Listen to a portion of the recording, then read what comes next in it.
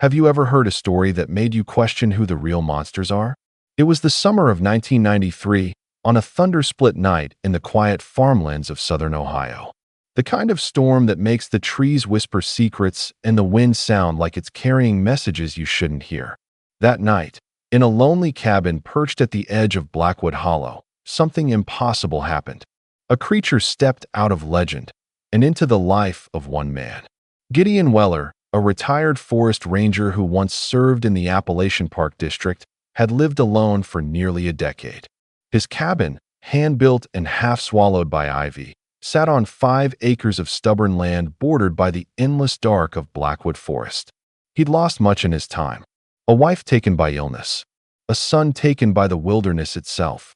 And though his daughter-in-law and 10-year-old granddaughter lived nearby, Gideon mostly preferred silence, the kind that lets old ghosts speak softly. That night, silence was impossible. Rain pounded the tin roof like the drumming of some ancient tribe. Lightning carved the sky into white scars. Gideon sat by his window, oil lamp trembling, listening to the cry of something he couldn't place. Not wolf, not coyote. It was deeper, raw, like grief given a voice. He stood, hand brushing the rifle propped by the door, then hesitated. The cry came again, closer this time. Between the thunderclaps, he heard something else, a knock. Not on wood, on the earth itself, like the forest was calling his name. He grabbed his lantern and stepped into the storm. The rain hit him like nails, cold and furious. His boots sank into the mud of the old deer trail that led toward Conkle's Creek, a narrow ribbon that shimmered silver under every flash of lightning. The forest was alive, branches whipping, leaves flying like frightened birds. Then he saw it. At first, just a shape. Immense, half hidden in the dark. 9 feet tall, shoulders as broad as the shed back home. Fur slicked by rain, clinging to muscle. And cradled in those massive arms, something smaller. A bundle. The creature was crouched beside a fallen oak, rocking, keening. Not a roar, not a growl.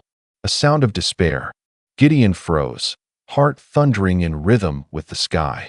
Every ranger instinct screamed to back away, but something deeper held him there. The creature turned its face toward him, and lightning gave him a glimpse he would never forget. It wasn't hate he saw. It was pleading. The creature's eyes were the color of river stone, rimmed in red. Its lips trembled as it looked from Gideon to the small body in its arms. A child, fever-hot and still. Steam rose from its fur where rain met heat. The child's chest fluttered shallowly, struggling for breath. "Dear God," Gideon whispered. "You're just trying to save your kid." The creature tilted its head. No words, just pain. Gideon lowered the lantern, showing his empty hands. "It's okay," he murmured. "I'm not going to hurt you." A low sound vibrated through the trees, halfway between a hum and a growl. The creature hesitated, then did something no ranger's training could have prepared him for. It stepped forward, chest heaving, and offered the child. For one breathless moment, man and legend stood inches apart, rain streaming between them. Gideon saw the fear, the desperate hope in those massive eyes. He reached out slowly, trembling, and took the burning hot child into his arms. The creature exhaled, a sound like a mother finally letting go of control. Then it turned away, crouching low, its enormous hand pressed to the mud as if anchoring itself to the earth. "I'll help," Gideon said. "I promise." But the creature didn't move. It simply watched as he turned back toward the cabin, clutching the feverish weight against his chest. Behind him, he could hear it following, silent as thunder before it breaks. When Gideon reached the cabin, the lights were already on. His daughter-in-law Claire Weller and little June stood in the doorway, both pale, both frightened. The storm had knocked out the radio earlier, and they'd come over to check on him when the power lines went dead. "Dad," Claire gasped as he stumbled inside. What is that?" Gideon laid the limp body on the old kitchen table. Steam rose from its skin, and beneath the dirt and fur, the creature looked heartbreakingly young, its face soft, features oddly human. The heat from its fever made the window glass sweat. "It's a child," he said quietly. "Sick. Real sick." June stepped closer, wide-eyed. Is it from out there? Gideon nodded. And its mother's still watching. Claire's mouth went dry. We can't call anyone. No one would believe it. Or worse, they'd come here with guns. Then we don't call, Gideon said firmly. We treat it like any other child. He rummaged through the old chest where his late wife had kept her herb supplies: willow bark, dried elderflower, peppermint oil. Claire boiled water on the propane stove while June fetched cloths. The small kitchen turned into a battlefield of folk medicine and whispered prayers. Through the rain-streaked window, a shadow loomed, massive and still. The mother was there, just beyond the treeline, watching, waiting. June, trembling, whispered, "She's scared for her baby." Gideon nodded. "She should be. So am I." He soaked a rag in cool water and pressed it to the child's brow. The fever radiated like fire. Its breath came in short, shallow bursts. For a second, Gideon saw another child in its place. His own boy, lost decades ago, blue-lipped, and still from pneumonia before the doctor ever arrived. He blinked away the memory, focusing on the now. "Come on, little one. Stay with us." The creature outside gave a low hum, deep and resonant, that rattled the window panes. June gasped. "She's singing." Claire, voice trembling, said, "Then we sing back." So they did. Under the hammering rain and groaning thunder, the small Weller family hummed an old Appalachian lullaby their grandmother used to sing. Inside, man and family. Outside, mother and legend. Two worlds, divided by glass and fear, bound together by the oldest sound in existence, a parent's love refusing to let go. The wind had quieted, but the forest hadn't. Every gust still carried the smell of rain-soaked moss and something older, like fur and iron and heartbreak. Gideon stood on the porch, lantern trembling in his hand. Out beyond the fence line, the shadow was still there, towering, watching, unmoving. "She hasn't left," Claire whispered, peering through the cracked door. "She won't," Gideon murmured. "Not till her baby's breathing easier." Inside, June knelt by the table, counting breaths like she'd seen her grandfather do, soft, deliberate, careful. 17, 18, she looked up. "It's slowing again." Gideon turned, heart pounding. The small creature's chest barely lifted beneath the damp blanket. Its breaths came in shallow gasps, as though each one was borrowed from the storm itself. "Claire, the willow bark." "Crush it fine," he said. She obeyed instantly, hands shaking as she ground the bark with the back of a spoon. Gideon dipped a rag in the herbal mix and pressed it gently to the child's chest. The skin there was too hot, almost glowing. "Come on, little one," he whispered. "Don't you quit on me now." A low hum came from the forest, the same deep note as before, vibrating the air like a church organ. June looked toward the window. "She's singing again." Gideon's voice softened. "It's what mothers do when they can't do anything else." Then, quietly, he stepped out into the yard, rain dripping from the brim of his hat. He raised the lantern just enough to show his face to the shadow among the trees. "I don't know if you understand me," he called out, voice trembling but strong. "But I'm trying. You gotta let me help, or he's gonna die tonight." For a heartbeat, nothing moved. Then, from the darkness, the creature shifted forward, not menacingly, but deliberately. She raised one hand, palm outward, a gesture of trust or surrender. Gideon nodded, chest tightening. "All right then," he whispered. "We do this together." Hours passed. The storm raged, then softened to a steady, cold drizzle. The Weller cabin became a flickering island of light in an ocean of shadow. Claire sat by the stove, boiling another pot of water. June dozed against the wall, clutching a rag doll to her chest. Gideon hovered by the table, face drawn tight with exhaustion and determination. He'd seen men die in the forest before: snakebite, exposure, foolish bravado. But never this. Never a life that didn't belong to his kind, depending entirely on his hands. He whispered to himself, as if to steady his shaking fingers. "Body needs cooling. Chest needs air. Just keep the fever down, and maybe—" He trailed off, unable to finish the sentence. Outside, the massive silhouette remained. Once or twice, the mother moved, pacing, low to the ground, always just out of the lantern's reach. Her hum came and went like waves against a shore. Each time the sound faded, the child stirred, and when it returned, the child's pulse steadied. It was as if the two were tethered by something unseen. Claire leaned close, eyes on the creature through the window. "She's not just waiting," she whispered. "She's praying." Gideon didn't answer. He only kept working, replacing the cloths, whispering nonsense words like lullabies. Finally, when the fever peaked again, he grabbed a tin bowl and poured cool water over the child's wrists and feet. "Come on, breathe. Just breathe." The creature shuddered. For one awful second, the breathing stopped entirely. The world went still. June cried out, "Grandpa." Gideon pressed his ear to the small chest. Nothing.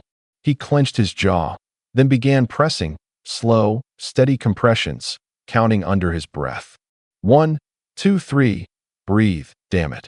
On the fourth press, the child convulsed and coughed, a weak, wet gasp, and the air flooded back into its lungs. Gideon exhaled shakily, shoulders collapsing. "That's it," he whispered. "Stay with me." From outside came a new sound, a cry so raw, so filled with relief and terror, it made the hair rise on his arms. The mother must have felt it. Somehow she knew. Claire covered her mouth, tears spilling down. "She knows he's alive." Gideon nodded slowly. "Then maybe, just maybe, he'll stay that way." By dawn, the storm had dwindled to a soft drizzle. Mist crawled over the grass like ghost breath. The sky was the color of steel wool, and the first birds dared to sing again. Inside the cabin, everything smelled of herbs, smoke, and wet earth. The fever had broken sometime before sunrise. The child now slept, shallow but peaceful, on a nest of blankets near the wood stove. Claire leaned against the counter, eyes rimmed with exhaustion. "We should move him to the shed," she said quietly. "If anyone comes by," Gideon nodded. He glanced out the window toward the forest, where he could still sense her presence, that immense, silent guardian among the trees. "You're right. It's safer there."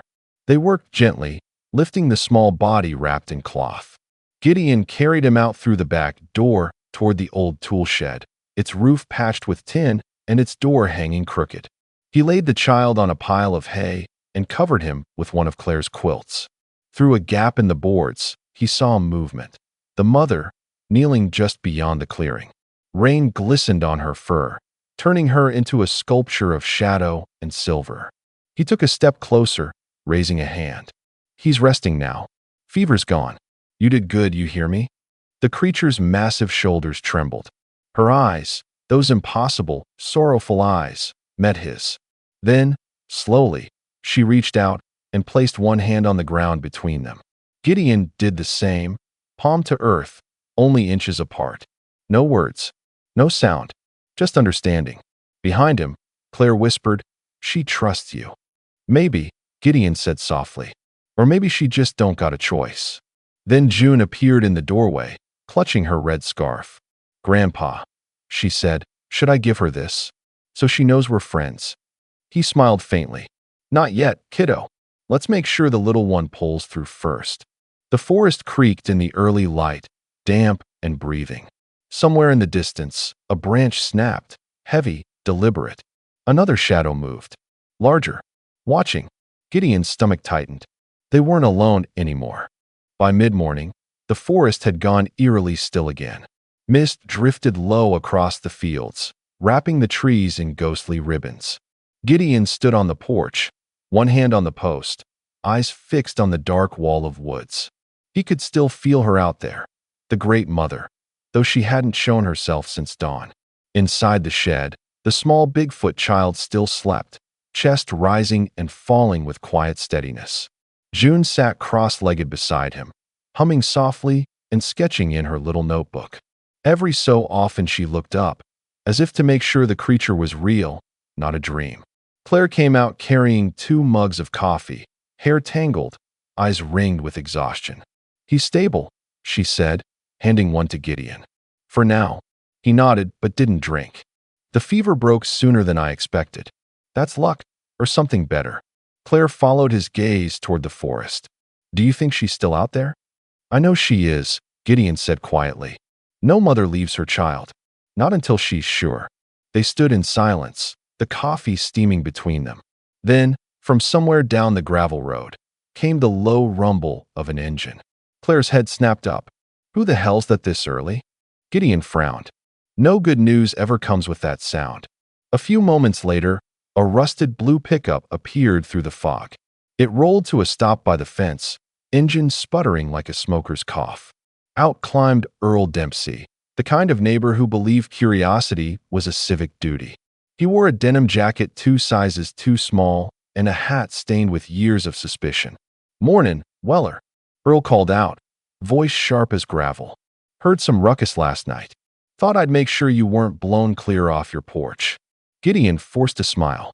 "Appreciate the concern, Earl. We're fine. Just a bad storm." Earl squinted toward the woods.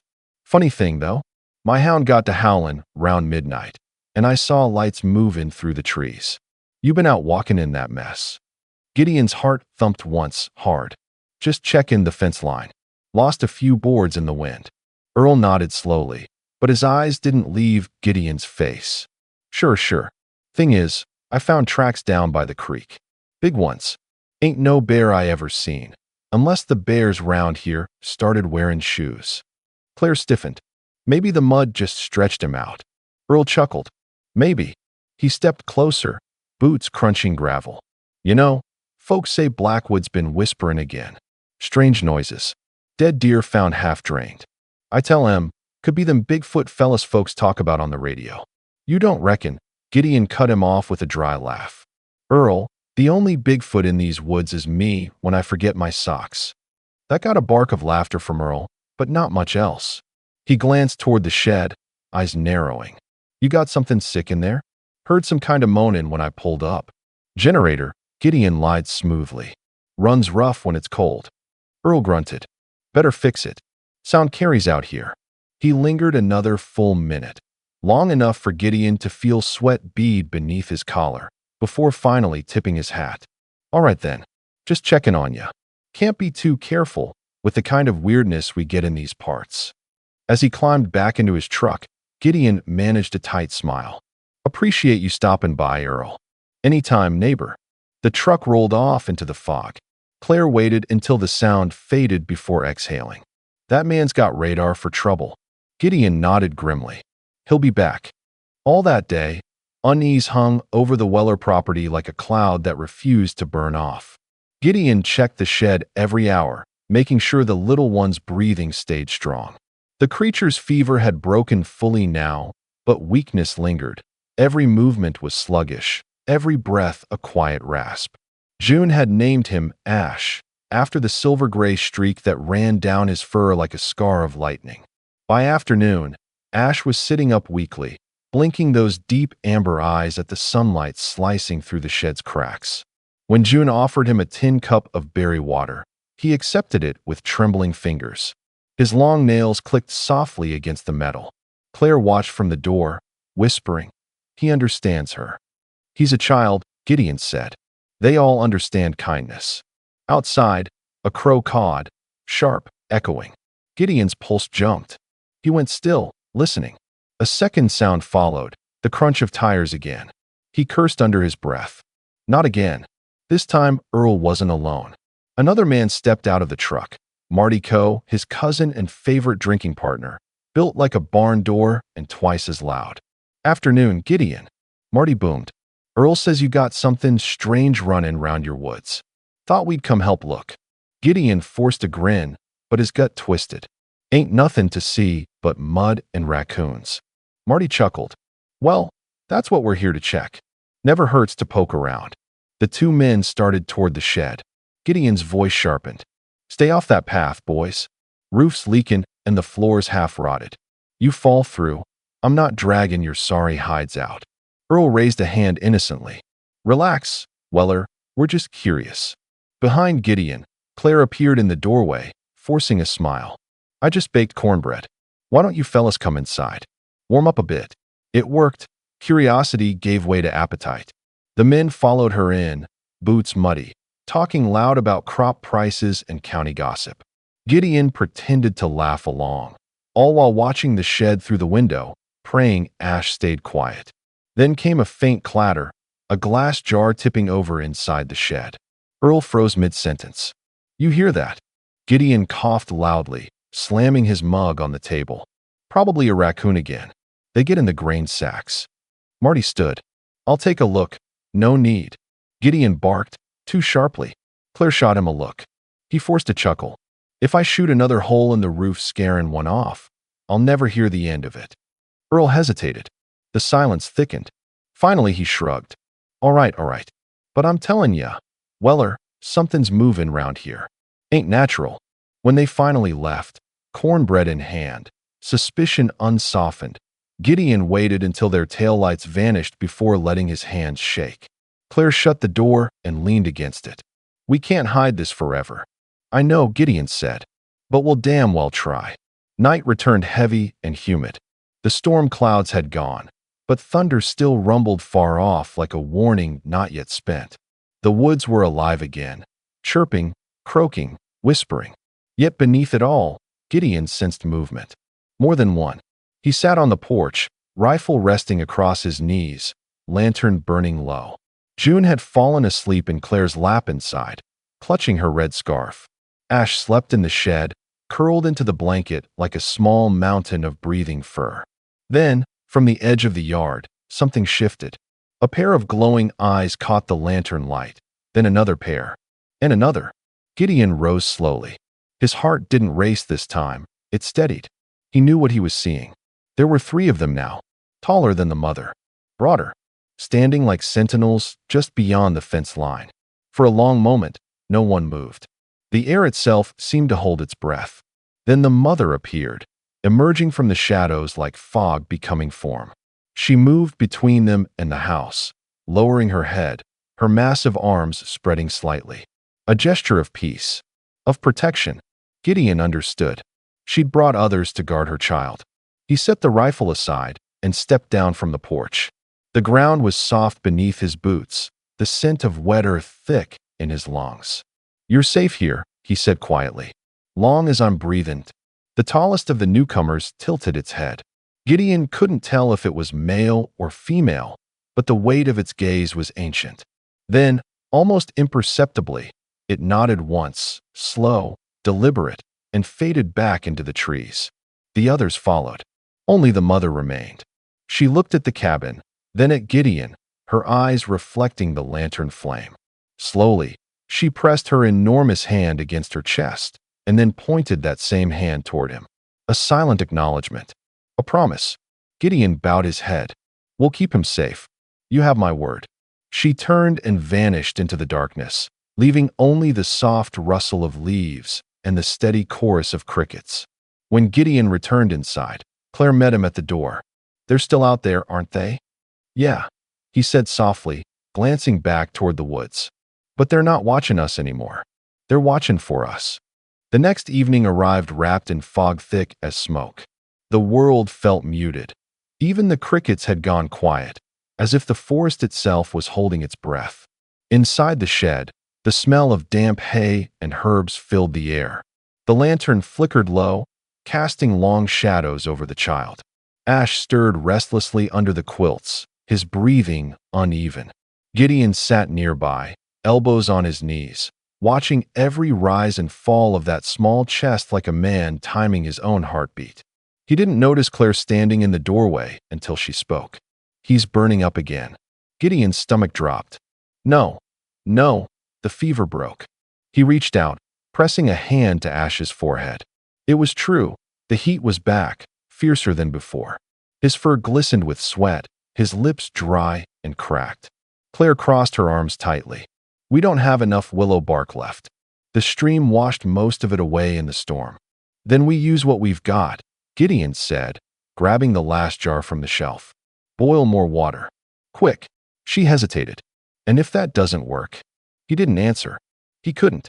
Behind them, June appeared with her red scarf draped around her shoulders, eyes wide and frightened.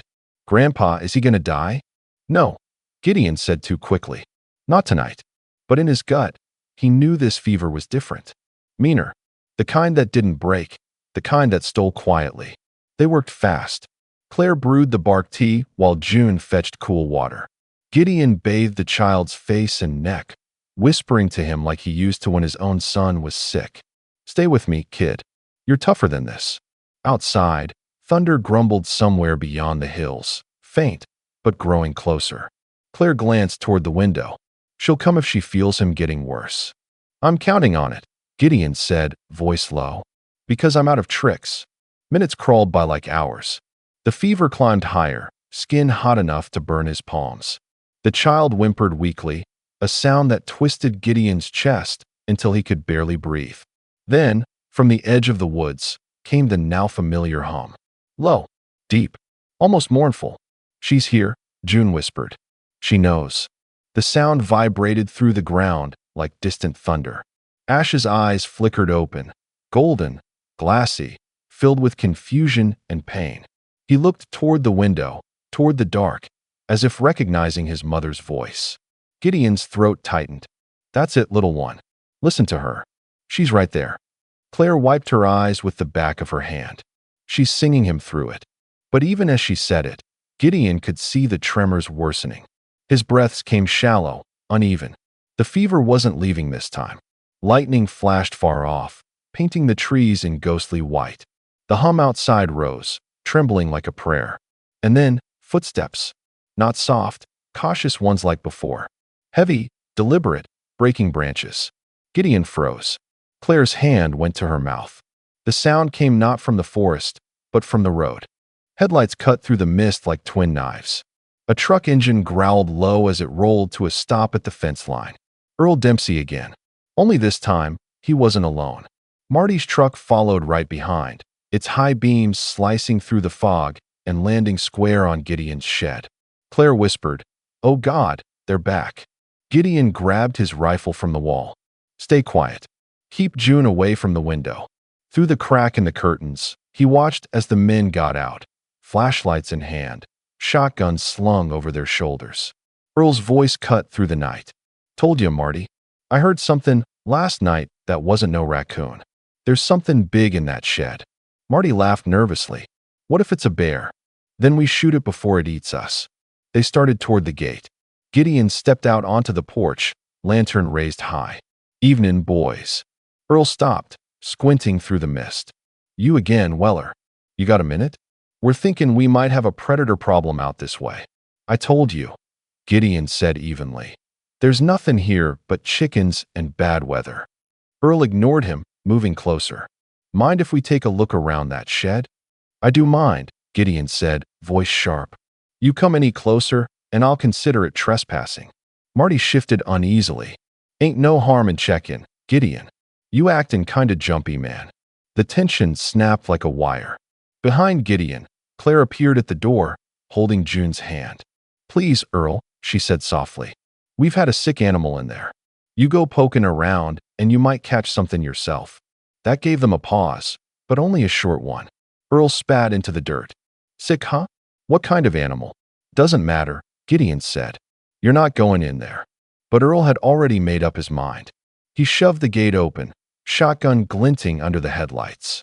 "Step aside, Weller," he barked. "I'll handle it myself."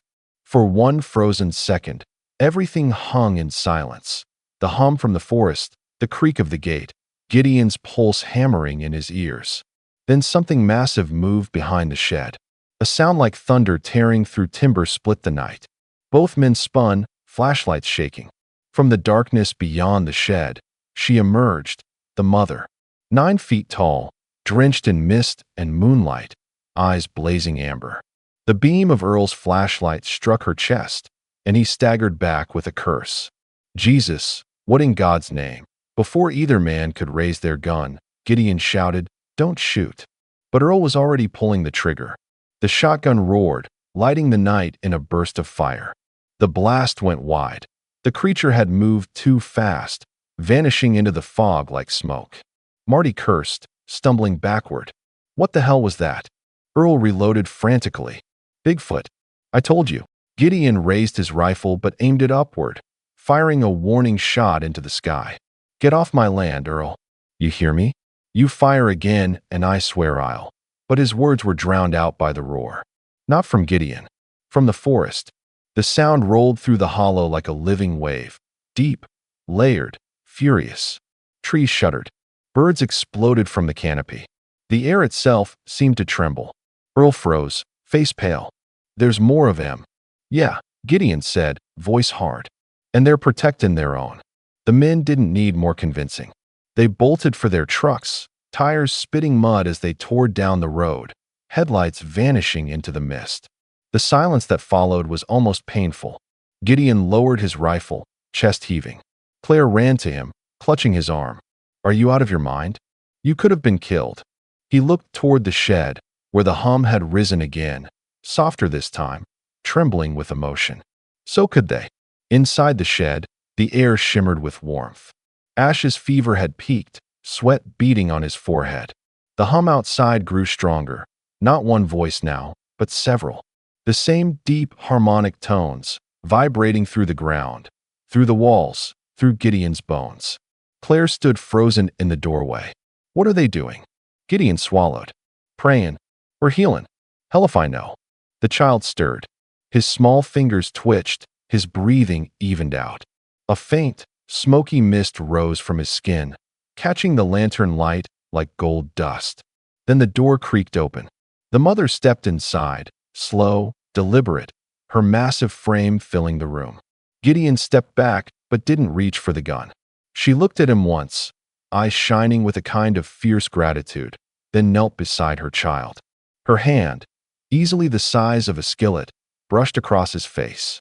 A low, trembling note escaped her throat. Ash's eyes fluttered open. He made a soft sound, half whimper, half laugh, and pressed his hand against hers. Gideon felt his throat tighten. The hum outside faded, leaving only the quiet rhythm of rain dripping from the eaves. Claire whispered, "He's better." The mother looked up, directly at Gideon. Then she did something he never expected. She reached out, touching her chest, then pointing toward him, the same gesture as before, and bowed her head.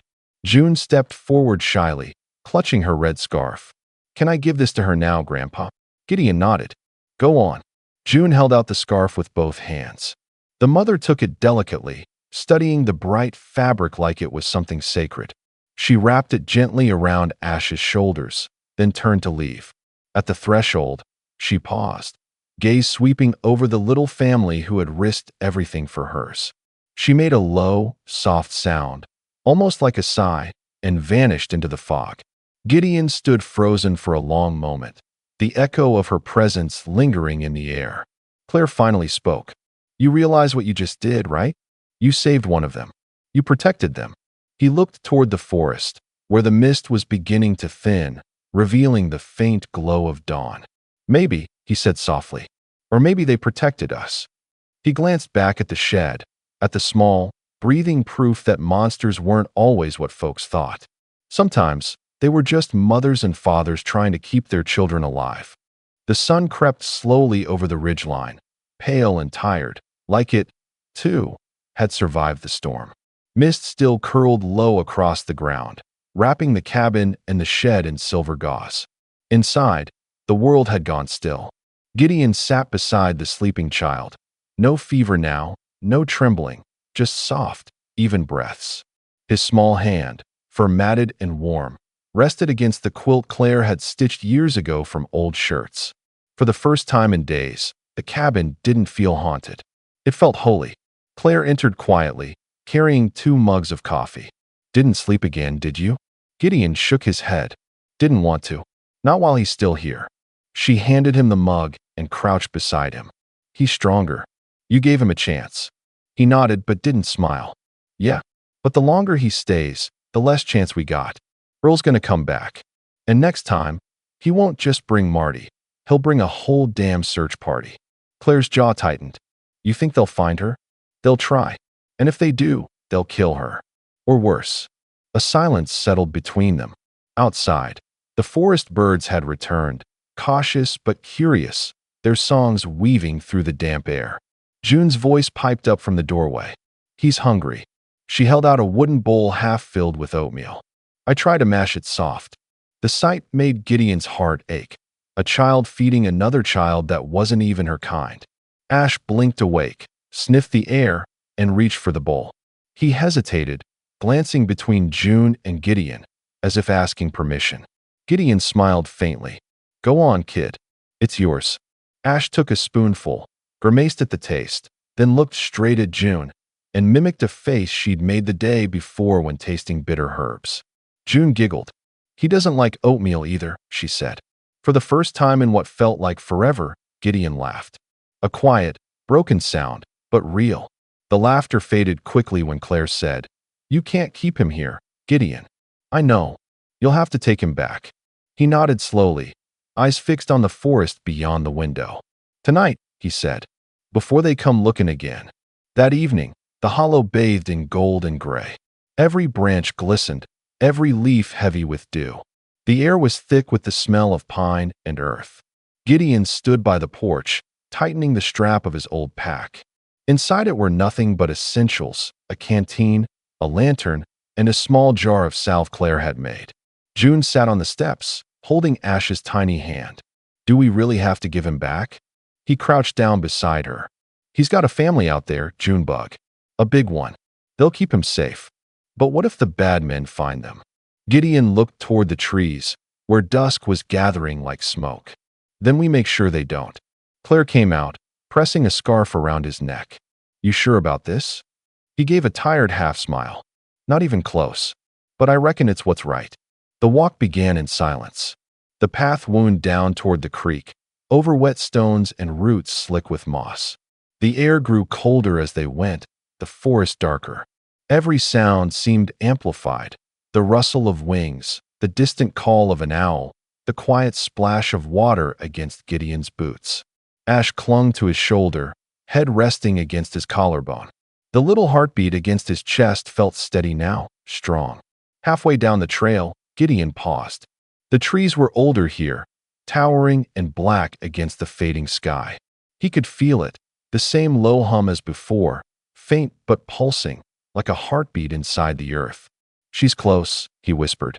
From the shadows, a shape moved. Then another. Then several. They stepped out silently, figures taller than any man, their fur damp and glistening, eyes glowing softly in the half-light. They formed a half-circle, watching him. Gideon's pulse pounded.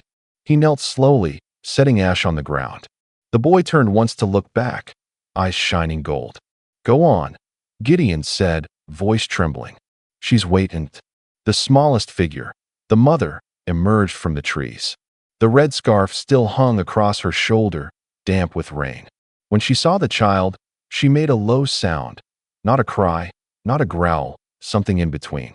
It was a sound that carried across the clearing and settled deep in Gideon's chest. Ash ran to her, stumbling, arms outstretched. She caught him effortlessly, pulling him to her chest. For a long time, no one moved. The forest itself seemed to breathe with them. Then she turned her gaze toward Gideon. Her eyes glimmered, not in warning, but in something that looked like recognition. Gratitude. He took a slow breath and reached into his pocket, pulling out something small, the tin locket he'd carried since the war. Inside was a faded photo of a woman and a baby boy, both long gone. He placed it gently on the ground between them. You keep yours safe, he whispered. That's all that matters. The creature looked down, then back at him. She touched her chest once more, the same gesture as before, and let out a soft hum that made his vision blur with tears. She turned, disappearing into the mist. Ash tucked close against her shoulder. The forest swallowed them whole. The walk home was quiet. When Gideon reached the cabin, the lantern still burned in the window. June ran out to meet him, bare feet in the grass. Did he find her? He nodded, voice thick. He did. They're together now. She smiled, a small, sad thing, and hugged him tight. Do you think they'll come back someday? He looked out toward the tree line, where the mist was beginning to lift. Maybe, he said softly, if the world gives them the chance. Claire stood on the porch, eyes red but proud. You did right, Gideon. Yeah, he said. Right don't always feel easy, though. He sat on the porch steps long after they'd gone to bed, staring out over the dark woods. Somewhere in the distance, a faint hum rose, almost too soft to hear. A mother's lullaby carried on the wind. He smiled through the ache in his chest. Keep him safe, he whispered. And for the first time in years, Gideon Weller felt something shift inside him, something heavy, long buried. Not fear, not guilt, but peace. He closed his eyes and listened until the sound faded into the night. Spring came early that year. One morning, June ran in from the yard, breathless. "Grandpa, Grandpa, come see." He followed her outside to the edge of the clearing. There, hanging from the lowest branch of the old willow, fluttered something bright and familiar, the red scarf. It was clean, untorn, knotted carefully around the branch, as if left there on purpose. Gideon stared for a long time, then smiled. "Guess they remember." Claire joined them, eyes soft with wonder. "What does it mean, you think?" He looked toward the forest, sunlight breaking through the trees. "Means they're still out there. Means we did right by em." He turned to June, resting a hand on her shoulder. "Now, remember this, kiddo, when the world calls something a monster, look twice. Might just be a parent fighting for their child." June nodded solemnly. "Like you did." He chuckled, ruffling her hair. "Something like that." The wind picked up, carrying the smell of rain and cedar through the valley. The red scarf danced gently against the morning light, a small, bright promise between two families who should have never met, but did. And somewhere deep in the forest, a low hum answered. A lullaby. A thank you. You know, sometimes the most powerful stories aren't about monsters at all. They're about us. About how far we'll go to protect something fragile, something pure, something that reminds us we still have a heart. If this story touched you tonight, if you felt that flicker of hope, that reminder that kindness can exist even in the darkest places, then I just want to say thank you. Thank you for spending your time, your focus, your heart right here with us. But don't let it stop here. Go ahead, leave a comment below. Tell me what part of Gideon's journey stayed with you the most. Was it the moment of trust? The return to the forest? Or maybe that quiet truth, that compassion doesn't need to speak the same language? And if you believe the world needs more stories like this, more light in the noise, more faith in the good, then do me a favor. Hit that like button, share this video, and subscribe to the channel so you don't miss the next one. Together, we're not just telling stories. We're building a community of people who still believe in empathy, mystery, and the quiet magic that connects us all. So, from my heart to yours, thank you for being here. Keep the porch light burning. Keep your heart open. And until next time, stay curious, stay kind, and I'll see you in the next story.